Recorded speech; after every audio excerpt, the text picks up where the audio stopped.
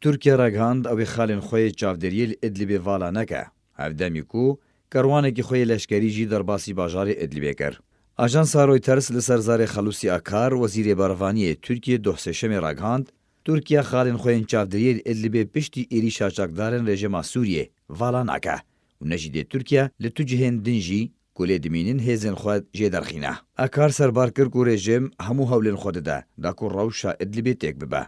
برمیلن تقینه ایریشن بجایو آسمانی جی جبو و آرمانجی پکتینه. هفدمی کم کرنا آستا شرل باکوری سوریه جاری رژیم اسد و روسیه و ارتشا ترکیه کاروانه که خوی لشکری جی در باسی ناوا خاکا سوریه کر. لگورج درن خوجهی اشکره کرن کاروانه ارتشا ترکیه جهجمارک اتومبیل جورنجی بهن علاوه لشکری پک دهات. دریا درگه کفرلوسین و در باسی باجاری ادلیب بو. شاندنا کاروان لشکری ترکیه بو ناوا خاکا سوریه هفدمی دست پیکرنا دانوستاندنا ناوبرا ترکیه و روسیه ده جبوکش ناره کفتنه که در باری راوستاندنا شر ل ادلیب تی.